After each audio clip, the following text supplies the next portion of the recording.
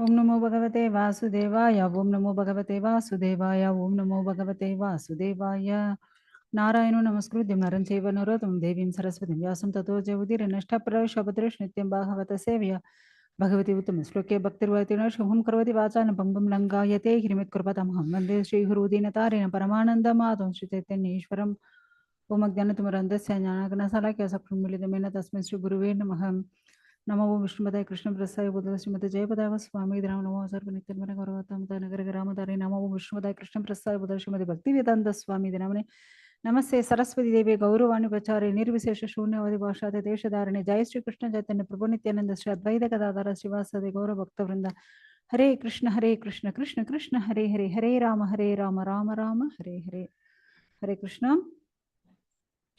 Shrimad Bhagavatam 10th canto 10th chapter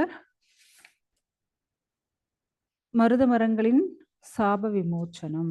so அதை பற்றி தான் பார்க்க போறோம்.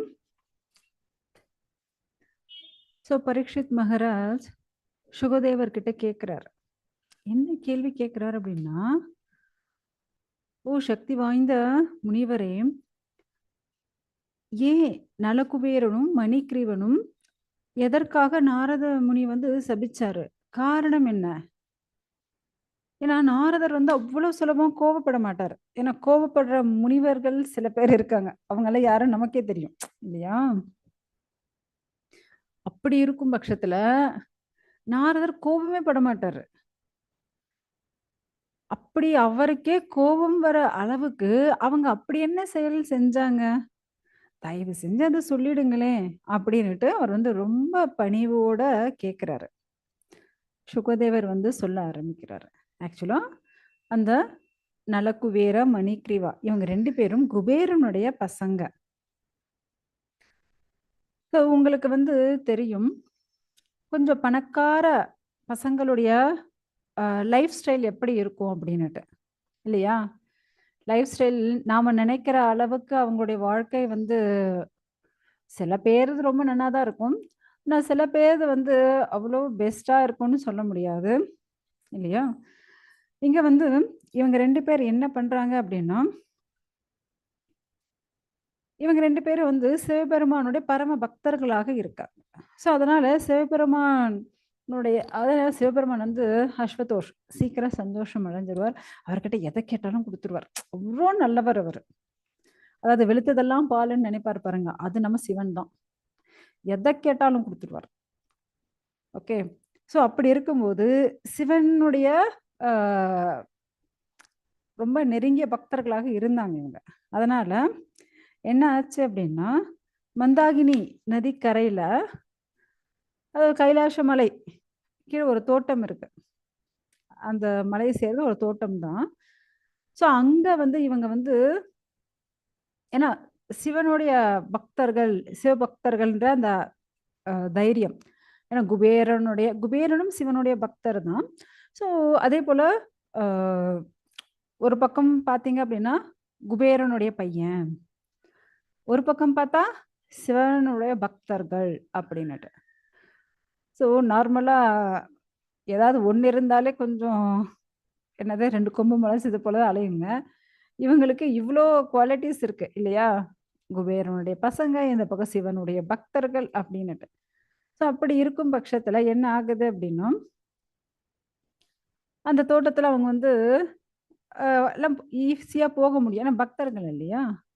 அதுவும் அவங்க ஒரு வகையான மதுபானம் போல, வாருணி அப்படின்ற ஒரு வகையான மதுபானம். நீங்க எந்த மதுபானம் குடிச்சாலும் எதுவுமே உடம்புக்கு நல்லது இல்லை. மற்றது எல்லாமே நமக்கு போதை தரக்கூடிய வஸ்துக்கள் தான். சில பேர் சொல்றாங்க இல்லையா, இல்லைங்க டாக்டர் சொன்னாங்க இவ்வளவு குடிக்கலாம் அவ்வளவு குடிக்கலாம்னு. சத்தியமா எந்த மதுபானமும் உடம்புக்கு நல்லது கிடையாது. ஓகே. ஆனா இங்க என்ன நடக்குது அப்படின்னா, அந்த வாருணி அப்படின்ற அந்த மதுபானத்தை அவங்க நல்லா குடிச்சிருக்காங்க.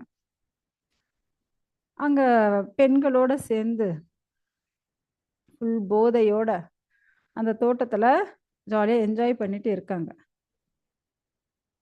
ஏன்னா குடிச்சாலே நார்மலா என்ன ஆகும், போதை தலைக்கீரை அவங்க என்ன செய்யறாங்கன்னே தெரியாம போகும் இல்லையா? ஸோ அப்படி ஒரு நிலைமை தான் அவங்களுக்கு ஏற்படுது. எப்படி ஆண் யானைகள் மதம் பிடிச்சு இருக்குங்களோ, பெண் யானைகளோட இன்பத்த அனுபவிச்சுட்டு இருக்குமோ, அப்படி ஒரு அனுபவத்த அங்க வந்து அந்த குபேரனுடைய பசங்க வந்து அனுபவிச்சுட்டு இருக்காங்க. ஏன்னா அங்க வந்து ஃபுல் அண்ட் ஃபுல் நெறைய தாமரை மலர்கள் நிறைஞ்ச இடம். அந்த மந்தாகினி நதி. அங்க இளம் பெண்களோட இன்பத்த அனுபவிச்சுட்டு இருக்காங்க. அப்படி இருக்கும்போது, அந்த இடத்துல அவங்களுடைய நல்லதிர்ஷ்டத்தின் காரணமாக, தேவரிஷி நாரதர் தற்செயலாக அந்த பக்கம் வர்றார். ஓகேங்களா? ஏன்னா இவங்களால கண்ணெடுத்து பார்க்குற அளவுக்கு கூட முடியல. அவ்வளோ ஃபுல்லா குடிச்சிருக்காங்க. கண்ணெல்லாம் சுழலுது. ஆ என்ன நடக்குதுன்னே தெரியல அவங்களுக்கு. அப்படி கண்ணு சுழலுது, நிக்க முடியல. ஒண்ணுமே பண்ண முடியல. அப்படி ஒரு நிலைமையில இருக்காங்கன்னா, கொஞ்சம் யோசிச்சு பாருங்க. அதனால அந்த நேரத்துல எப்படி இருக்காங்கன்னா, ஒட்டு துணி கூட இல்லங்க. அப்படிதான் அவங்க குளிச்சுட்டு இருக்கானுங்க. ஸோ நாரதர பார்த்த உடனே, மற்ற பெண்கள் என்ன பண்றாங்க, வெட்கப்பட்டுண்டு, அவர சபிச்சுருவாரோன்னு பயந்துண்டு என்ன பண்ணியாச்சு, எல்லாம் அவங்கவங்க உடைகள எடுத்து தன்னுடைய மேனிய மறைச்சுண்டு ஓடியாச்சு. ஆனா இவங்க 2 பேருக்கும் எந்த ஒரு கவலையும் இல்லாம, ஜாலியா அப்படியே நிர்வாணமா திரிஞ்சுக்கிட்டு பண்ணிட்டு இருக்கானுங்க. ஸோ இப்படி இருக்கிறத பார்த்த உடனே ஏன்னா ஃபுல்லா போதை தலைக்கேறி இருக்கு. செல்வத்தின் திமிரு வேற. ஆ சிவபக்தன்ற அகங்காரம் வேற. நாரதர் பார்த்தாரு. இவங்கள திருத்தணும். இல்லையா? யாராவது தவறு செஞ்சா திருத்தணும். அதுதான் நல்லவங்க. திருத்தாம, கண்டுக்காம போறது அப்படிங்கிறது அது தவறான விஷயம். இல்லையா? ஸோ உடனே இவர் பார்க்குறாரு. இவன்கள திருத்தி தான் ஆகணும். தன்னுடைய ஆக்சுவலா நீங்க பார்த்தீங்க அப்படின்னா, நாரதர் வந்து எல்லாருக்கும் கிருஷ்ண பக்திய தரக்கூடியவர். அப்படியாப்பட்ட ஒரு சிறந்த பக்தர் அவர். ஸோ அவர் பார்க்கிறார், கருணையோட ஒரு சாபத்த குடுக்குறார். அவங்க மேல கருணையால தான் அத குடுக்குறார். ஓகேங்களா? ஸோ நீங்க 2 பேரும் என்னவா ஆகணும்? ஏன்னா, அ யாருக்கெல்லாம் தெரியும்? நம்ம வந்து கருட புராணத்துல பார்த்துருக்கோம். இதை செய்தால் இந்த தவறு, இதை செய்தால் இந்த தவறு. ம். ஸோ அந்த அதற்கான பனிஷ்மென்ட் இதுவா இருக்கும். அப்படின்னு நம்ம பார்த்துருக்கோம். யாருக்குமா ஞாபகம் இருக்கு?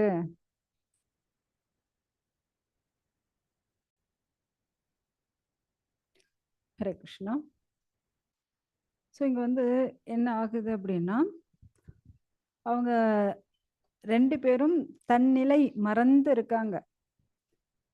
ஸோ இப்படியே சந்தோஷமா அவங்க வந்து என்ஜாய் பண்ணிக்கிட்டு, அனுபவிச்சுட்டு இருந்தாங்க. அதேபோல அப்படி நிர்வாணமாக நின்னுட்டு இருக்காங்க. ஸோ நாரதர் அவங்களுக்கு கருணை குடுக்கணும் அப்படின்ட்டு தான் அவர் என்ன பண்றாரு, அவங்களுக்கு சாபத்த குடுக்குறாரு. ஏன்னா இவங்க வந்து ரொம்ப பணக்கார வீட்டு பசங்க எப்படி இருப்பாங்க? ரொம்ப செழிப்பா, உடம்பெல்லாம் அவ்வளோ நல்லா தான் இருக்கு. ஆனாலும் செல்வத்துல பிறந்தோம், நல்லா படிச்சோம், எல்லாம் இருந்தும் பௌதீக சுக போகங்கள்ல இப்படி அவங்க மூழ்கி இருக்காங்க. இப்படி அவங்க வந்து கவர்ச்சி வசத்தால இப்படி இருக்கிறத பார்த்துட்டு தான், அவர் என்ன பண்ணியாச்சு, ஏன்னா பணம் அதிகமா இருந்தாலே மது, மாது, சூது இதெல்லாம் அனுபவிக்கணும்னு தோண ஆரம்பிச்சுரும். ஏன்னா இந்த பௌதீக உலகம் ரொம்ப ரொம்ப மோசமானது. ஏன்னா எந்த நேரத்துல நாம வந்து சத்துவகுணம், ரஜோகுணம், தமோகுணம் எந்த குணத்துல எப்படி மாறுவோம்னு நமக்கே தெரியாது. நாம ரொம்ப நல்லா சத்துவகுணத்துல இருக்கிற மாரியே தான் தெரியும். டக்குன்னு பார்த்தா, நமக்கே தெரியாம ஏதாவது ஒரு ரஜோகுணம் நுழைஞ்சு ஏதாவது ஒரு செயல் பண்ணி வச்சிருப்போம். இல்லைன்னா தமோ குணத்துல ஏதாவது ஒரு பண்ணி வச்சிருப்போம். ஸோ அதனால தான் இங்க வந்து ஆனா நம்ம இருக்கிறது பௌதீக லோகம். அத வந்து நம்ம ஒண்ணும் பண்ண முடியாது. ஸோ அதனால அவங்க இப்படி ஒரு தவற செஞ்சுட்டாங்க. ஆனா அவங்க வந்து புலன் கட்டுப்பாடு இருந்திருக்கணும். புலன் கட்டுப்பாடு இல்லாத ஒரு அயோக்கியர்கள போல செயல்பட்டுட்டாங்க. ஏன்னா செல்வத்தின் செருக்கு, குடும்ப அந்தஸ்து இல்லையா? அந்த பெருமை இருக்கு இல்லையா? ஸோ இதெல்லாம் அவங்கள வந்து ஒரு கொடூரமான ஒரு வாழ்க்கைய குடுத்துருச்சு இப்ப. நீங்க பார்த்தீங்க அப்படின்னா, எவ்வளோ வயசானவங்களா இருந்தாலும், அந்த பணம் இருக்கிற அந்த திமிருல, அந்த அகங்காரத்தோட நடந்துக்குவாங்க. அதேபோல ஏன்னா நீங்க அந்த காலத்துல பார்த்துருக்கலாம்.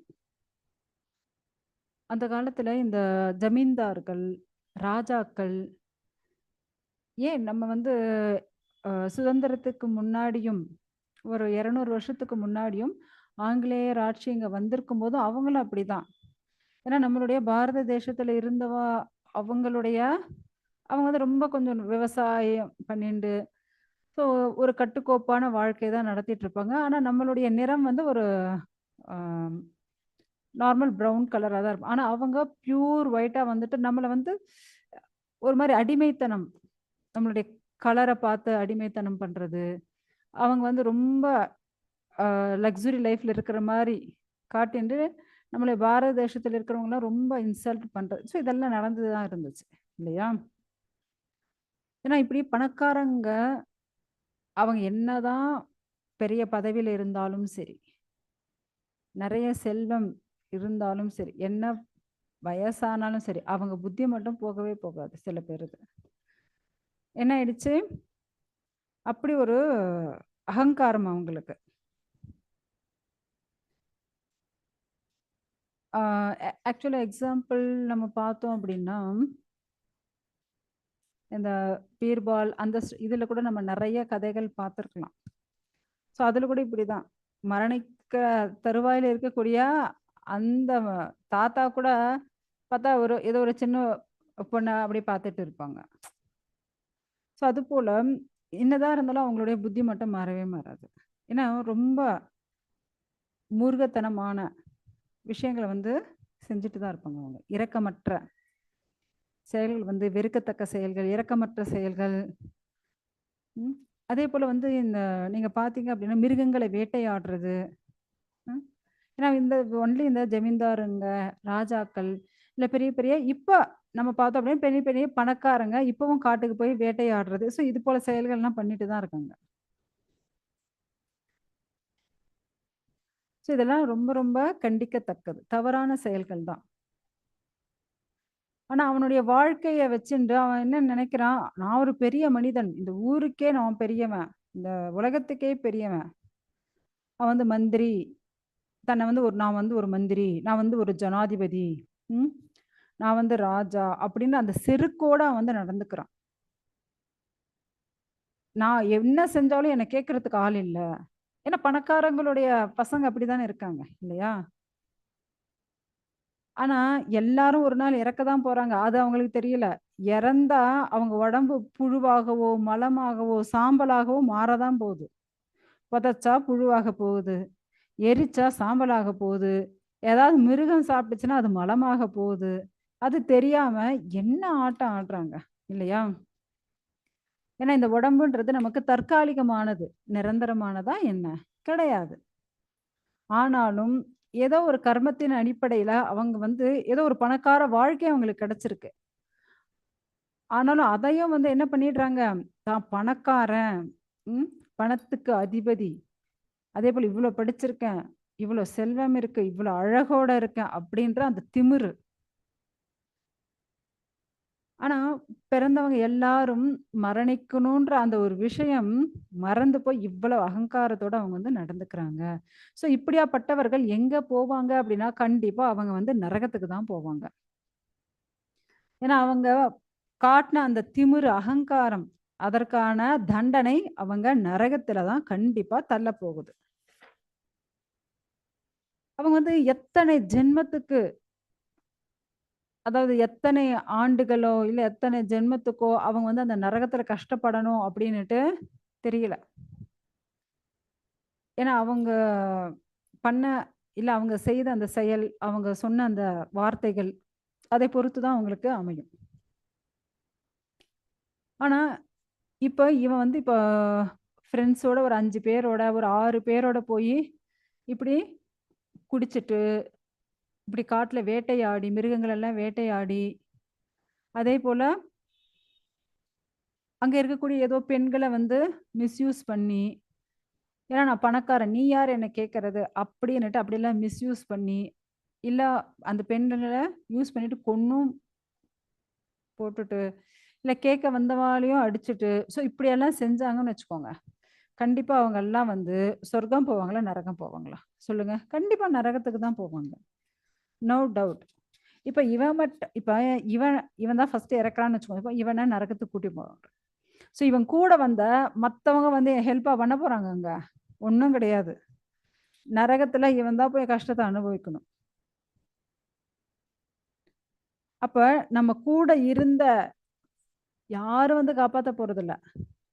ஏன்னா இவன் தவறு செய்யும்போது அப்பா வந்து பணத்த வச்சு அந்த கேஸ ஒண்ணும் இல்லாம பண்ணிட்டு இருக்கலாம். அம்மா வச்சு அந்த அந்தஸ்த வச்சு ஏதாவது பண்ணியிருக்கலாம். இல்ல அதிகாரத்த வச்சு மூடி மறைச்சிருக்கலாம். இல்லையா? ஆனா, தவறு செய்தவர்கள் கண்டிப்பாக தண்டிக்கப்படுவார்கள். ஏன்னா, அங்க அந்த நரகத்துல வந்து இவங்களுக்கு என்ன சொன்னாலும், அங்க வந்து அம்மாவோ, அப்பாவோ அப்பாவுடைய செல்வமோ, இல்ல அவங்களுடைய அதிகாரமோ எதுவுமே யூஸ் ஆக போறதில்ல. இல்லையா? ஒண்ணுமே முடியாது. நான் இன்னாருடைய மகன், இன்னாருடைய பேரன், ஆ ஒண்ணும் நடக்க போறதில்ல. ஸோ அங்க வந்து நம்ம வந்து நம்மள காப்பாத்தக்கூடியவங்க யாரும் கிடையாது. அப்பதான் தெரிய போது. இந்த உயிர் நம்ம கூட இருந்தவங்க, அப்பன்னா இந்த உயிருக்கு யாரு சொந்தம்? யாருமே இல்ல. தனக்கு சொந்தமா? தந்தைக்கு சொந்தமா? தாய்க்கு சொந்தமா? தாயோட தந்தைக்கு சொந்தமா? நம்ம வந்து பலாத்காரமா இந்த உடம்ப வந்து யூஸ் பண்ணின்னு இருக்கோம். ம். அடிமை விலைக்கு மத்தவங்கள வாங்கி அவங்கள கஷ்டப்படுத்துறதாகட்டும், என்னதான் வந்து இல்லன்னா நம்மள எரிச்ச நம்மளுடைய மகனுக்கு சொந்தமா? தகனம் செய்த நம்ம சொந்த பந்தங்களுக்கு சொந்தமா? இல்ல இந்த உடம்ப தின்ன நாய்க்கு சொந்தமா? சொல்லுங்க. நாயோ, மிருகமோ, புலியோ ஏதோ ஒண்ணு சாப்பிட்டுடுச்சுன்னு வச்சுக்கோங்க. அதுக்கு சொந்தமா? இல்லையே! ஆக்சுவலா உரிமையாளன் யாரு? நீங்களே சொல்லுங்க. இந்த உடம்புக்கு உரிமையாளன் யாரு மாதாஜி? இந்த உடம்புக்கு சொந்தமானவங்க யாரு? கேள்வி புரியுதுங்களா? இந்த உடம்புக்கு ஓனர் யாரு? அதுதான் கேள்வி இப்ப. சாவு விமோச்சனம். ஏன் அவங்க மருத மரங்களாக மாறுனாங்க? அப்படின்னுட்டு அததான் பார்த்துட்டு இருக்கோம். முக்கியமா நலகுபேரன், மணிகிரீவன் செல்வத்தின் செருக்கால, அந்த அகங்காரத்தால என்ன பண்றாங்கன்னா, நீங்க பார்த்தீங்க அப்படின்னா, ரொம்ப பணக்காரங்களா இருக்கக்கூடியவங்க, இல்ல ரொம்ப கௌரவம், இல்ல ரொம்ப ப்ரைடா அப்படி ஃபீல் பண்ணக்கூடியவங்க, ஒரு பெரிய பெரிய உயர் அதிகாரிகள். ஸோ இப்படி இருக்கக்கூடியவங்களுடைய மனநிலை எப்படி இருக்கும்? அப்படின்ட்டு இங்க வந்து நமக்கு சொல்லப்படுறது. ஏன்னா அவங்க வந்து எப்படி அவங்கள அதாவது அவங்க கூட பழகுறவங்கள, இல்ல இவங்க மத்தவங்க கிட்ட எப்படி நடந்துக்கிறாங்க, அதெல்லாம் நம்ம வந்து பார்க்க முடியும். ஸோ வெரி டிஃபரெண்ட்டா இருக்கும். ஏன்னா, ஓ! நான் ஒரு பெரிய மந்திரி, நான் வந்து ஒரு பெரிய ஜனாதிபதி, நான் வந்து இது அப்படின்னுட்டு அந்த செருக்கால அவங்க வந்து நடந்துக்கிறாங்க. ஆனா, மரணத்துக்கு அப்புறம் ஏன்னா எல்லாரும் பிறந்தவங்க எல்லாரும் ஒரு நாள் இந்த உடம்ப விட்டுட்டு போயே ஆகணும். யாரும் வந்து இங்க நிலையாக இருக்க முடியாது இல்லையா? அப்படி நிலையாக இருக்க முடியாத இந்த உடம்ப வச்சுண்டு, எவ்வளவு அகங்காரமான பேச்சுக்கள், எவ்வளவு அகங்காரமான நடந்துட்டு இருக்காங்க. இல்ல இறந்ததுக்கு அப்புறம் இந்த உடம்பு புதைச்சாங்கன்னு வச்சுக்கோங்க. அது வந்து புழுவாக மாறும். இல்ல ஏதாவது மிருகங்கள் சாப்பிட்டுடுச்சு அப்படின்னா, அது மலமாக மாறும். அப்படி இல்ல எரிச்சுட்டா அப்படின்னா, அது சாம்பலாக மாறும். இல்லையா? அப்படி இருக்கும் பட்சத்தில் ஏன் இந்த அகங்காரம்? ஏன்னா இந்த உடம்புல நம்ம வந்து அ பெர்மனன்ட்டா இருக்க போறோமா? இல்ல. It's temporary. இப்ப நம்ம ஒரு வாடகைக்கு தான் இருக்கோம். டெம்பரவரி ஹவுஸ், நம்மளுடைய டெம்பரவரி ஹவுஸ் இது. ஸோ என்னதான் நம்ம வந்து வாடகைக்கு இருந்தாலும், இது என்னுடைய சொந்த வீடு அப்படின்னு சொல்ல முடியுமா என்ன? கிடையவே கிடையாது. ஓனர் கோச்சுக்குவாங்க. இது சொந்த வீடுன்னு சொல்ல முடியாது. ஓனர் வேற யாரோ இல்லையா? ஆனா இந்த உடம்ப வச்சுண்டு நம்ம என்ன பண்ணணும்? மிருகத்தனமான நம்ம இந்திரிய சுகத்தை அனுபவிக்க கூடாது. சுகபோகங்கள் அனுபவிக்க கூடாது. ஸோ இந்த சரீரத்தை குடுத்த அந்த பகவானுக்கு சேவை செய்யணும். அத விட்டுட்டு நம்ம இந்திரியத்த திருப்திப்படுத்தின்னு இருந்தோம்னு வச்சுக்கோங்க. இந்திரியத்தை திருப்திப்படுத்திட்டு இருந்தா, அவர்கள் எல்லாம் மகா பாவிகளாக கருதப்படுவார்கள். அவங்கலாம் நரகத்துக்கு போய் கஷ்டப்படுவார்கள். சரிங்க. இப்ப உயிரோட இருக்கும்போது, இந்த உடம்பு யாருக்கு சொந்தம்? ம். இதனுடைய எஜமானர் யார்? நமக்கு சொந்தமா? இல்ல நமக்கு உயிர் கொடுத்த தந்தைக்கு சொந்தமா? இல்ல தாய்க்கு சொந்தமா? அ யார் சொந்தம்? இல்ல பலாத்காரமாக யாராவது யூஸ் பண்ற அவங்களுக்கு சொந்தமா?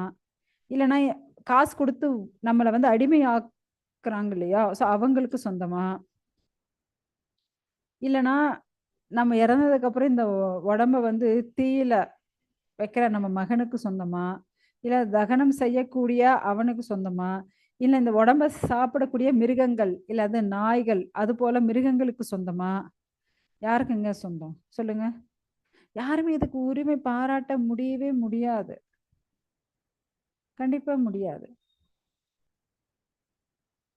ஸோ இந்த உடம்புடைய பாவ, புண்ணியம் அது என்னென்ன பண்ணியிருக்கோ அதுக்கு தகுந்த லைஃப் அது கிடைச்சிட்டு இருக்கு. அப்படி இருக்கும்போது ஏன்னா இந்த ஒரு உடம்பு அப்படின்னாலே அதுக்கு பஞ்சபூதங்களால் ஆனது. இட்ஸ் அ பேசிக் இல்லையா? உடம்புன்றது ஒரு பஞ்சபூதத்தால். ஆனா மொத்தம் நீங்க பார்த்தீங்க அப்படின்னா 24 மூலக்கூறுகள் அப்படின்னு நாம் வந்து பார்த்துருக்கோம். ஸோ இப்படி அனைத்து மூலக்கூறுகளும் இந்த உடம்ப எரிச்சாலோ, புதைச்சாலோ, எப்படி பண்ணாலும் அது திரும்ப அந்தந்த மூலக்கூறுகளோட போய் சேர்ந்துடும். இப்ப எக்ஸாம்பிள் உங்ககிட்ட ஒரே ஒரு கேள்வி. என்ன கேள்வி அப்படின்னா, இப்ப தங்கம் இருக்கு. ம். ஒரு 100 கேஜி தங்கம் இருக்கு. அந்த தங்கத்த என்ன பண்ண முடியும்? அந்த தங்கம் யாருக்கு சொந்தம்? இப்ப இவ்வளவுதான் கேள்வியே. ஹரே கிருஷ்ணா. ஏன்னா இங்க இருக்கக்கூடிய 24 மூலக்கூறுகளினுடைய தொகுப்பு தான் நம்ம சரீரம். ஸோ இந்த உடம்ப விட்டு நம்ம கிளம்பும்போது திரும்ப அதே மூலக்கூறுகள் போய் அதனுடைய சேர்ந்துடும். ஏன்னா நம்ம இருக்கக்கூடிய இடமாகட்டும், நம்ம வாழக்கூடிய இடம் ஒரு 1000 வருஷத்துக்கு முன்னாடி ஏதோ ராஜாக்கு சொந்தமாக இருக்கலாம். அதுக்கப்புறம் குறுநில மன்னர்கள், அதுக்கப்புறம் ஜமீன்தார்கள், அதுக்கப்புறம்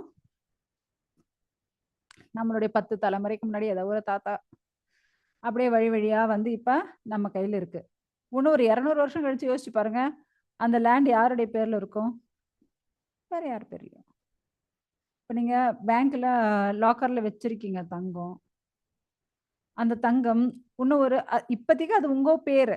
உங்க உங்களுடைய நகைகள் அப்படின்னு இருக்கு. அதே இன்னும் ஒரு 100 வருஷம் கழிச்சு உங்க நகைன்னா இருக்கும்? இல்ல. அது எப்பயும் உருவம் மாறிட்டு இருக்கும்.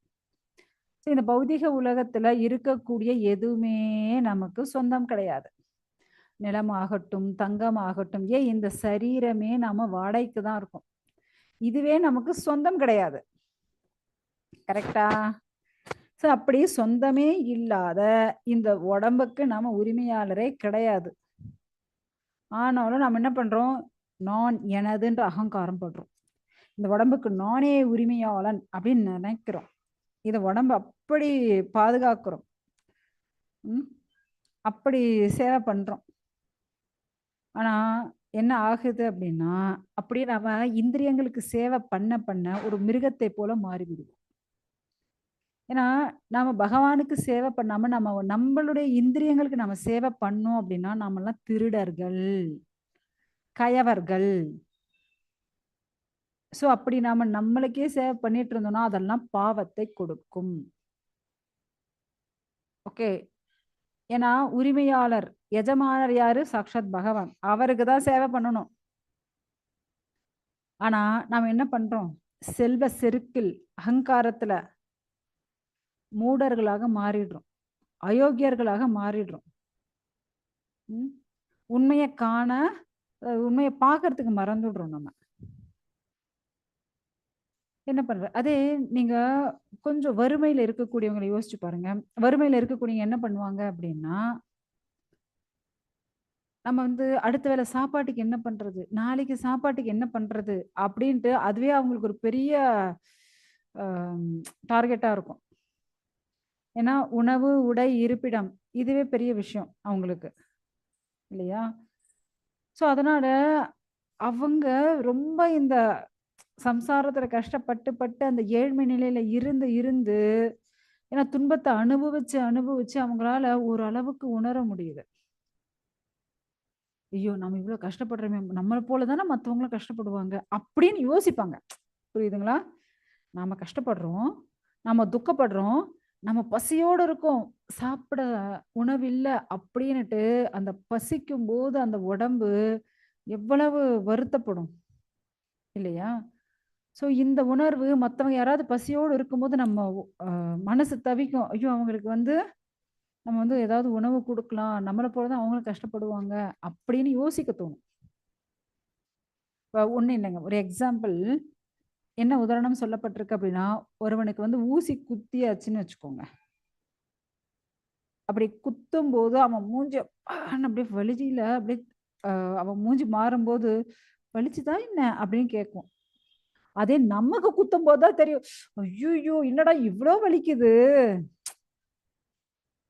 ஏன்னா அவன் முகத்தை பார்க்கும்போது வலிக்குது போல இருக்குன்னு புரிஞ்சுக்கிறோம். ஆனா அதை நம்ம அனுபவிக்கும் போதுதான் நமக்கு ஊசி குத்தும் போதுதான் தெரியும், பா நிஜமாவே வலிக்குதுப்பா அப்படின்னுட்டு. இல்லையா? சோ ஒரு விஷயத்த பார்த்து தெரிஞ்சுக்கிறதுக்கும் உணர்ந்து தெரிஞ்சுக்கிறது இன்னும் அதை விட சிரேஷ்டம் இல்லையா? ஏன்னா ஏழையாக இருக்கக்கூடிய ஒருவன் அவனுக்கு பணன்றது இல்ல, ஒருவேளை சாப்பாடுன்றது பெரிய விஷயம். அதனால அவன் வந்து எந்த ஒரு கௌரவம் இல்லாம, ஏன்னா அவனுக்கு வந்து உணவு, உடை, இருப்பிடம் இதுவே அவனுக்கு ரொம்ப தேவையா இருக்கு. சோ இப்படியாப்பட்ட அவன் ஆல்ரெடி துன்பத்துல இருக்கான். அதனால அவனால இந்த விரதங்களை ஃபாலோ பண்ணுங்க, இத பண்ணுங்க, உங்களுடைய கஷ்டங்கள் போகும் அப்படின்னா, கண்டிப்பா அத அவன் செய்வான். கண்டிப்பா இத பண்ணா நம்மளுடைய கஷ்டம் போகுமா? இத பண்ணா நம்மளுடைய நமக்கு 3 வேளை உணவு சரியா கிடைக்குமா? அப்படின்ற அந்த உணர்வோட அத செய்ய ஆரம்பிச்சுருவான். அதே ஒரு பெரிய பணக்காரன்பா. ம். அப்படியே தங்க டேபிள், தங்க சேர், தங்க பாத்திரத்தில் உணவுகள், கோல்டன் ஸ்பூன்ல சாப்பிட்டுட்டு இருக்கான். அவங்கிட்ட போய், அப்பா நீ விரதம் இரு. நான் எதுக்கு விரதம் இருக்கணும்? எனக்கு என்ன தலையெழுத்து? கேட்பானா கேட்க மாட்டானா? இல்லப்பா இந்த விரதத்தை ஃபாலோ பண்ண உனக்கு அது கிடைக்கும், இது கிடைக்கும். எனக்கு தான் ஆல்ரெடி இருக்கே. ம். அப்படி இருக்கும்போது நான் எதுக்கு இதை ஃபாலோ பண்ணணும்? ஏன்னா தரித்திரனாக இருக்கக்கூடியவன், பசியோடு வாடக்கூடியவன், அந்த பசியால அவன் என்ன ஆகுறான்? சாப்பிட உணவு இல்லை அப்படின்னா படிப்படியாக வந்து அவன் உடம்பு வந்து பலவீனமாகுது. அவனால அடுத்து என்ன செய்யறதுனே தெரியாம தவிச்சிட்டு இருக்கான். எப்படி நம்ம வந்து உணவு சாப்பிடலாம், எப்படி நம்ம வந்து நம்மளை காப்பாத்திக்க முடியும் அப்படின்னு நினைக்கிறான். அவன் வந்து மத்தவங்க மேல பொறாமைப்படுறதோ வேற எதையுமே செய்ய அவனுக்கு டைம் இல்ல. ஏன் அவனுடைய விஷயமே அவனுக்கே ஒரு அதுவே ஒரு பெரிய அச்சீவ்மெண்ட்டா இருக்கு. ஸோ அதனால ஈஸியா சாதுக்கள் என்ன சொன்னாலும் அதை வந்து ஃபாலோ பண்ண முடியும் அவனால.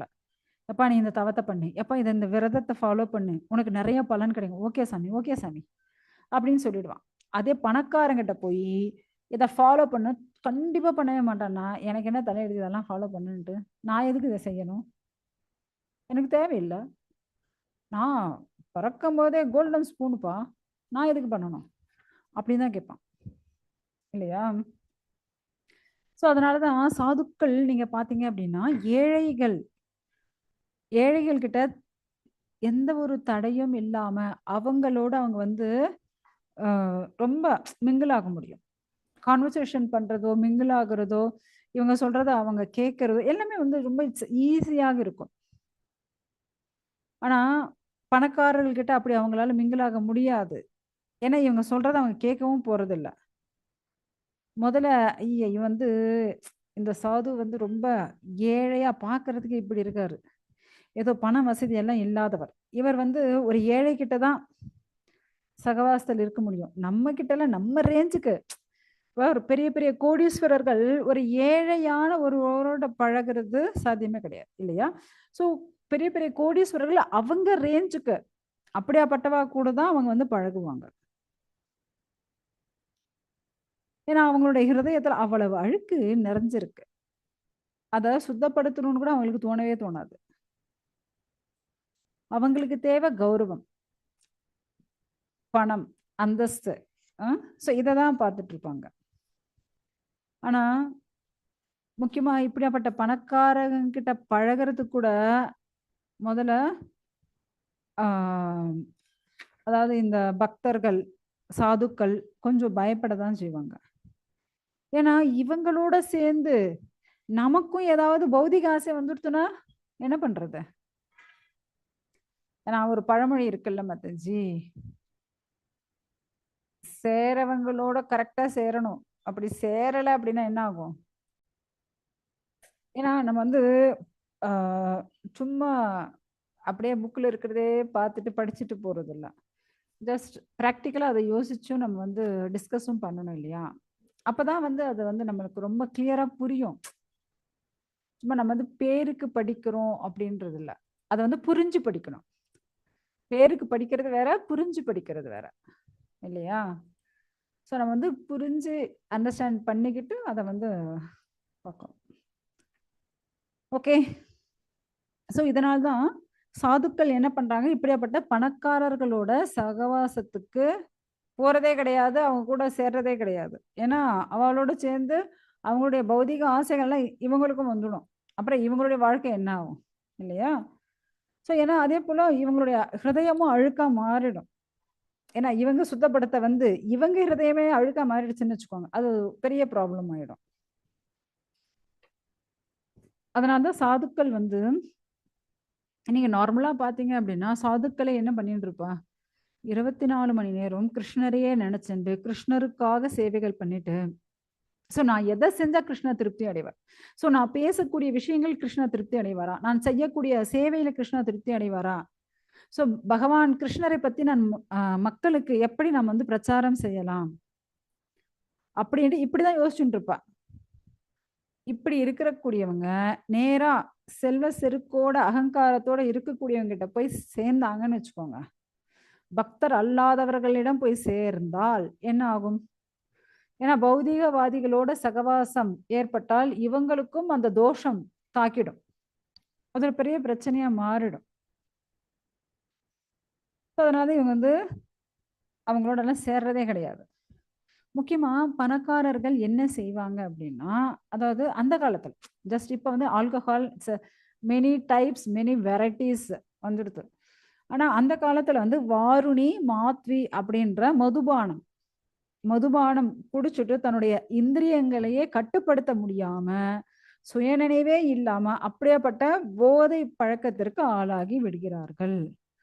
ஸோ ஏன்னா சொர்க்கலோகத்தில் இருக்கக்கூடிய அந்த செல்வ செருக்கு தான்ற அகங்காரம் அவங்கள வந்து குருடர்களாக மாற்றிவிடும். ஓகேங்களா? அதே போல பெண்கள் மேல அவங்களுக்கு ஏற்படக்கூடிய ஆக்கர்ஷணம், கௌரவம், பொய் கௌரவம். நான் யாரு? நான் எப்படியாப்பட்டவன்? அப்படின்னுட்டு அவங்க அந்த கௌரவம் பார்க்கக்கூடியவங்க.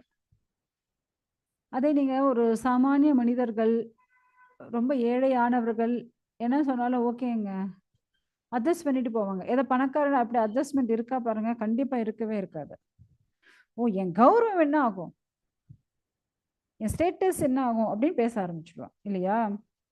ஸோ இதுதான் பணக்காரர்களுக்கும், ஏழைகளுக்கும் இருக்கக்கூடிய விஷயம்.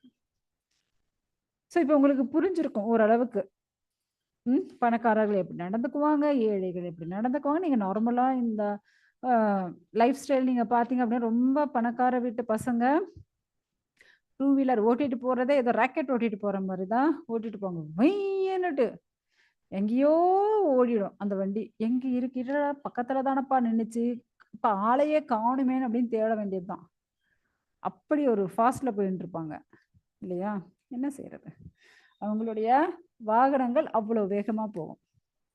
இப்படி நலகுபேரனும், மணிக்கிரீவனும் இந்த 2 வாலிபர்கள் அதிர்ஷ்டவசமாக குபேரனுக்கு மகனாக பிறந்தாச்சு. ஸோ குபேரன் செல்வத்துக்கு அதிபதி. அதனால இப்ப மதுபானம் ஃபுல்லா குடிச்சிட்டு பொய் கௌரவம், அகங்காரம், மதிமயக்கம் அந்த காரணத்தால இழிவடைந்த நிலையில நிர்வாணமா நின்னுட்டு இருக்காங்க அவங்க.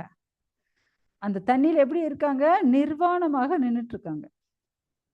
ட்ரெஸ்ஸே கிடையாது. அங்கிருந்து பெண்கள் எல்லாம் நாரதனை பார்த்துட்டு பயந்து ஓடியாச்சு. ஆனா இவங்களுக்கு எந்த ஒரு கவலையும் இல்ல. எனக்கு என்ன கவலை?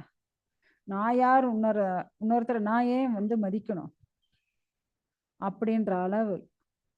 அதே போல உணர்வின்றி நிர்வாணமா நின்னுட்டு இருக்கவங்க ஆக்சுவலி நீங்க பார்த்தீங்க அப்படின்னா ஒரு வருஷம் எடுத்துக்கோங்க மாதாஜி. ஒரு வருஷம் வெயில், மழை, குளிர், காத்து அப்படியே நம்மளால வெளியே இருக்க முடியுமா? நம்ம நம்ம நம்மளால நிக்க முடியாது. அதுக்கு தான் நம்ம வந்து வீடுகள்ல வாழ்ந்துட்டு இருக்கோம். ஆனா மரங்கள் அப்படியே தான் இருக்கும். எவ்வளோ மழை பெய்யும், எவ்வளோ வெயில் காய், குளிரடி, காத்தடி அப்படியே தான் நின்னுட்டு இருக்கும். ஸோ பார்த்தாரு. என்னடா இவனுங்க 2 பேரும் ஒண்ணுமே போடாம இப்படியே நிக்கிறானுங்களே! அப்படின்னுட்டு நாரதர் பார்த்தாரு. ஓகே. ஏன்னா அவனுங்களுக்கு அவங்க உணர்வே கிடையாது. நிர்வாணமா அப்படியே நின்னுட்டு இருக்காங்க. ஓகே. இவங்களுக்கு நாம தான் கருணையை காட்ட வேண்டும் அப்படின்னு நினைச்சுட்டு, நீங்க 2 பேரும் மரமாக போங்க அப்படின்னுட்டு அவங்களுக்கு சாபத்த குடுத்துடுறாரு. ஏன்னா அவர் வந்து ரொம்ப கருணை வாய்ந்தவர் இல்லையா? ஸோ அதனால அவர் வந்து ஆனா உங்களுக்கு சாபத்திற்கான விமோசனம் நானே சொல்லிடுறேன். அதுவும் எத்தனை நாள் குடுத்திருக்காரு தெரியுங்களா? தேவர்களுடைய கணக்கு பிரகாரம். நம்மளுடைய கணக்கு வேற. தேவர்களுடைய கணக்கு வேற. இல்லையா? ஸோ தேவர்களுடைய கணக்கு பிரகாரம் 100 வருடங்கள் கழித்து நீங்க சாக்ஷாத் புருஷோத்தமனான அந்த பகவான் வாசுதேவனை நீங்க பார்ப்பீங்க. ஃபேஸ் டு ஃபேஸ் நீங்க பகவான பார்ப்பீங்க. ஸோ பகவானுடைய கருணையால உங்களுடைய சாபம் விடுவிக்கப்படும் அப்படின்ட்டு. ஏன்னா அவர் சாபம் குடுத்ததும் தெரியாது இதுங்களுக்கு. அவர் விமோசனம் சொன்னதும் தெரியாது. ஏன்னா இதெல்லாம் ஃபுல்லா குடிச்சிட்டு அப்படியே ஒண்ணும் போடாம நின்னுட்டு இருக்காங்களே. ஸோ இப்படி அவர் என்ன பண்ணியாச்சு அவரு? சாபமும் குடுத்துட்டு, அதுக்கு விமோசனமும் சொல்லிட்டு கிளம்பிட்டார். இதுதான் மத்த சுத்த பக்தர்கள். இல்லையா? ஸோ சுகதேவ கோஸ்வாமி சொல்லிட்டு இருக்காரு. இப்படி நாரதர் என்ன பண்றாரு? இப்ப அவங்களுக்கு சாபமும் குடுத்துட்டு, அதுக்கு ஒரு நல்ல ஏன்னா பகவானுடைய கருணை அவங்களுக்கு கிடைக்கட்டும்ன்ட்டு தான் பகவான நீங்க பார்ப்பீங்கன்னுட்டு அதையும் சொல்லிட்டு, அங்கிருந்து அவரு நாராயண ஆசிரமம் கிளம்பியாச்சு. கிளம்பி போயிட்டார். ஸோ இப்ப இவங்க 2 பேரு தான்.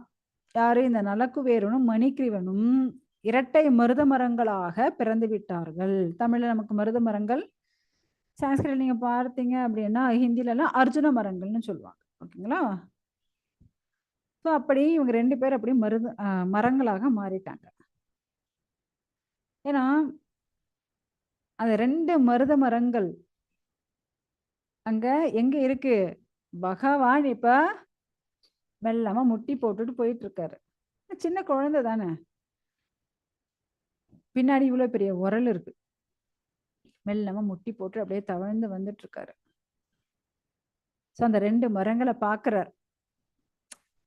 அட நம்ம நாரதர் கருணையோடு இவங்களுக்கு இப்படி ஒரு சாபம் கொடுத்துருக்காரு. அந்த சாபத்திலிருந்து இவங்களை நாம தானே விடுவிக்கணும் அப்படின்னுட்டு பகவானும் கருணையோட அவங்க பக்கத்துல வந்துட்டு இருக்காரு. இப்ப உங்களுக்கு ஒரு கேள்வி. ஸோ நம்மளுடைய காலத்திற்கும் தேவர்களுடைய காலத்திற்கும் எவ்வளவு வித்தியாசம் இருக்கு? யார் சொல்றீங்க?